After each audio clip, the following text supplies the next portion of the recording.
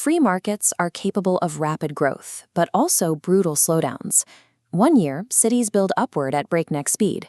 The next, industrial production completely halts.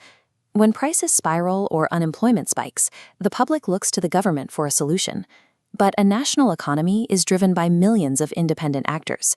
Steering that volume of activity requires a specific set of tools.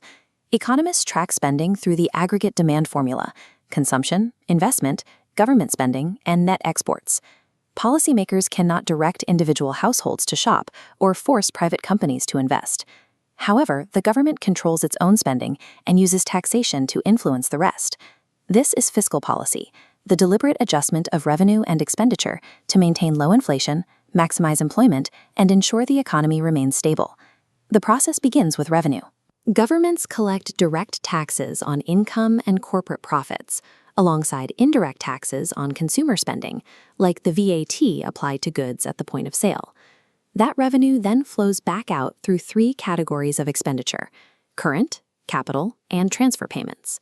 Current expenditures cover the daily operational costs of the public sector. This includes the wages of teachers and police officers, as well as the supplies needed to run government hospitals.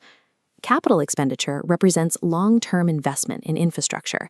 These are large-scale physical assets, like high-speed rail projects, new schools, or aircraft carriers for the military. Finally, there are transfer payments, such as unemployment benefits. Because these simply move money from one group to another without the government purchasing a new good or service, they do not add directly to the aggregate demand formula. A balanced budget occurs when revenue matches spending. However, the government often spends more than it collects in tax revenue, creating a budget deficit. This deficit is financed through public sector borrowing. By adding to the national debt, the government injects borrowed cash into the circular flow of the economy to maintain momentum. When the economy is sluggish and stuck in a recessionary gap, policymakers utilize expansionary fiscal policy. They work to push aggregate demand upward by lowering tax rates and increasing direct government spending. As shown here, expansionary policy shifts the aggregate demand curve to the right. This increases national output, moving real GDP from Y1 to Y2 and boosting overall economic activity. Conversely, when an economy overheats and inflation rises too quickly, the government switches to contractionary fiscal policy. To cool the market, the government raises taxes and cuts spending, actively reducing the amount of money circulating in the system. In this model, contractionary policy shifts aggregate demand back to the left. This forces the average price level down from AP1 to AP2, successfully cooling inflation. There is a specific mathematical property that governs these shifts, identified by John Maynard Keynes, the Keynesian Multiplier.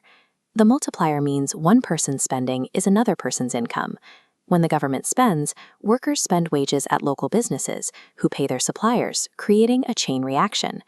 This reaction is limited by marginal propensities, the proportion leaking out through savings, taxes, or imports. Because of this effect, the government doesn't have to replace every lost dollar during a recession. They only need to calculate an injection large enough to start the chain reaction. Managing the aggregate demand formula is a process of constant trade-offs.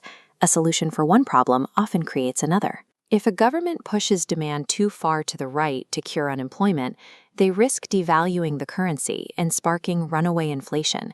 If they shift demand too far to the left to suppress inflation, they risk a severe slowdown that leaves people without work. This means that isolated political decisions, like adjusting a tax rate or freezing public sector pay, have consequences that reach every part of the economy.